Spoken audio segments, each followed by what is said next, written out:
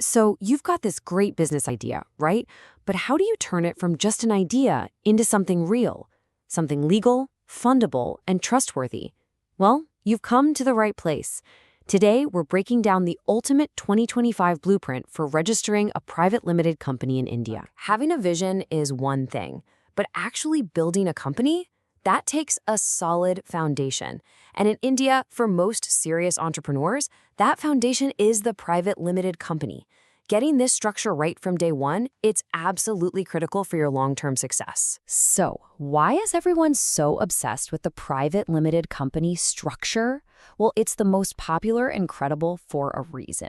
Whether you're a startup chasing investors, a small business trying to win bigger clients, or even a solo founder with big plans to scale, this is the accepted gold standard in India's business world. All right, here's our game plan. First, we'll dive into why this is the smart choice. Then, we'll get real about the costs involved. After that, I'll walk you through the exact 6-step blueprint to get registered. And finally, we'll cover the crucial part, how to stay out of trouble once you're official. Let's get started. Okay, let's kick things off with the big question, why? Why go through all this trouble? Because choosing your business structure isn't just a piece of paper. It's probably the first major strategic decision you'll make, and it shapes everything. How you raise money, how you handle risk, and how people see you. The benefits here are huge. First up, limited liability. This creates a firewall between your business debts and your personal assets. If the business goes south, your house and savings are safe. Second, it makes you fundable. Seriously, VCs and angel investors won't even talk to you without this structure. And finally, that little PVT Ltd at the end of your company name, it's like a badge of honor. It tells clients, suppliers, and future employees that you're serious and stable. Okay, so you're sold on the why. Now for the question every single founder asks.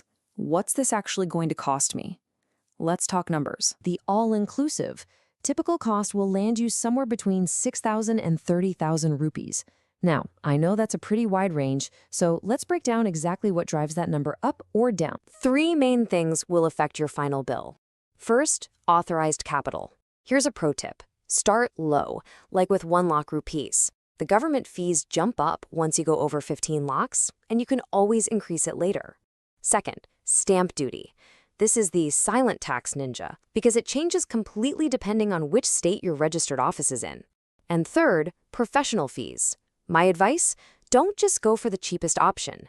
A dirt cheap service often means zero support when you actually need it. So think of it like this. You've got 3 service tiers. The bare minimum package gets you registered, but that's about it. The sweet spot for most founders, the best bang for your buck, is usually in that 10 to 18,000 rupee range. This gets you proper guidance. Then you have the premium, totally hands-off service if you just want it all taken care of. All right, we've covered the why and the how much. Now let's get into the nitty-gritty, the how. This is your step-by-step action plan to make your company official. First things first, you've got to get your paperwork in order. For the directors, it's the usual stuff. PAN, Aadhaar, proof of address. For the office, you need a recent utility bill and an NOC from the property owner. And here is a massive pro tip. You can absolutely use your home address as your registered office to start.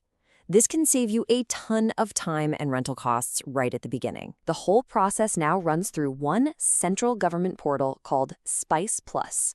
It's actually pretty straightforward. You start by getting digital signatures for all the directors. Then you apply to get your company name approved. After that, you file the main incorporation forms. Once the government gives the green light, you get your certificate of incorporation, you open a bank account, and you're officially in business. Now listen up, because this is a massive time saver. Inside that Spice Plus portal, there's a form called AGILEPR.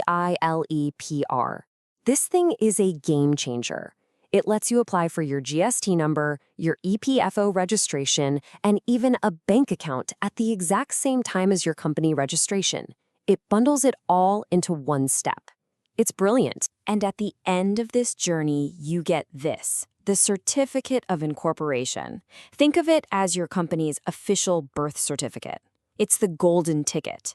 It has your unique corporate identification number, or SIN, and it's the definitive proof that your company is now its own legal person. So you pop the champagne, you're incorporated. It's a huge milestone. But hold on, the work isn't over. In fact, this is where the real responsibility begins. Let's talk about staying compliant. The clock starts ticking the second you're incorporated. You have some hard deadlines in your first 180 days that you just cannot miss. Within 30 days, you have to hold your first board meeting and appoint an auditor. By day 60, you've got to issue share certificates. And before day 180, you must file your business commencement form. These aren't suggestions, they're the law. And I really need you to take those deadlines seriously, because the rules have changed. The Ministry of Corporate Affairs, the MCA, has gotten incredibly strict.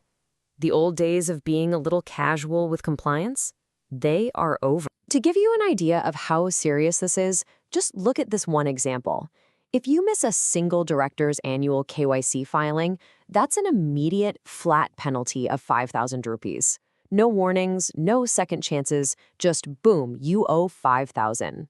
And for most other filings, it's even tougher. Under the old system, you might pay a small one-time late fee. Not anymore. The new system for 2025 imposes a daily penalty. We're talking 100 to 200 rupees for every single day you're late. A simple 1-month delay could easily cost you 6,000 rupees. And the message from the government couldn't be clearer.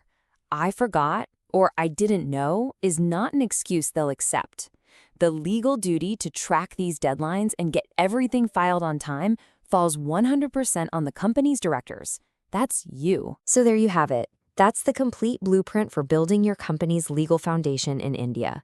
The process is defined, the rules are clear. With that structure securely in place, the question isn't how you will build anymore. The real question is, what will you build on it? The foundation is set, the rest is up to you.